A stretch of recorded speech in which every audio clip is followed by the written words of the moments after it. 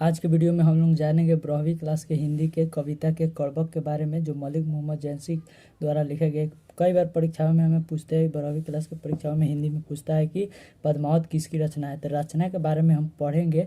मलिक मोहम्मद जी की लिखी गई रचना ये पद्मावत। अखरावट चंपावत इरावत किसकी रचना है? मलिक मोहम्मद जैंसी की। मलिक मोहम्मद जैंसी जी की रचना है पद्मावत, अखरावट चंपावत इरावत। रचनाएं हमको नहीं याद होता है, तो इसको याद करने की अच्छा ट्रिक है। देखिए अंतिम में वत वट वत वत, अंतिम में देखिए वत वत वत। ये किसकी रचना है? पद्मावत, अखरावट, चंपावत, इरावत। ये रचना है मलिक मोहम्मद जैंसी जी की। वहीं मसलनामा, कहरनामा, होलीनामा यही रचना है मलिक मोहम्मद जैंसी जी की। अंतिम में माँ होलीनामा, नामा नामा। मसलनामा, कहरनामा, होलीनामा किसकी रचना है? मलिक मोहम्मद जैंसी जी की। दो को याद करना होगा हमें, आखिरी कलाम और चित्ररेखा। रचना है मलिक मोहम्मद जैंसी जी की। ये 12वीं क्लास की हिंदी के कड़बक लिखा है मलिक मोहम्मद जैंसी, 12वीं क्लास।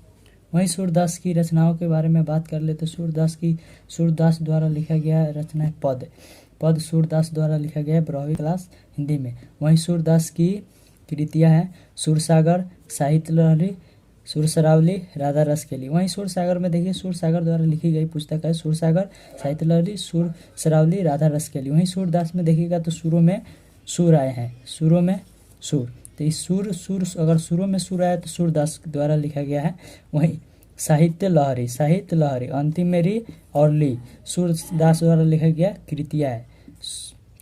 शुरू में सूरसागर, सुरसरावली, शुरू में सुर है, सूरदास द्वारा लिखी गई कृति।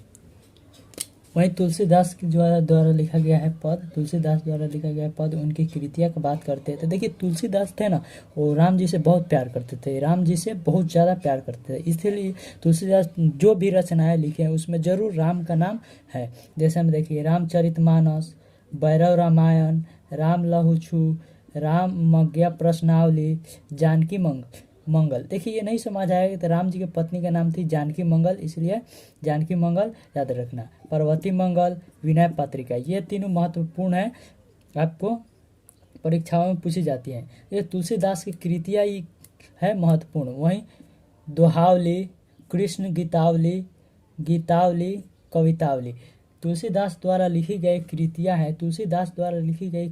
ये सारी है जो कृतियाँ, अधिकतर तुलसीदास लिखी गई कृतियाँ है जो राम से संबंधित है। देखिए राम है, यहाँ पे राम है, यहाँ पे राम है, यहाँ पे राम है। यही जानकी, राम का पत्नी का नाम है जानकी। पार्वती मंगल, विनय पत्रिका किसी का नाम होता है राम विनय, तो राम का अर्थ छुपा हुआ है इसमें, ठीक है।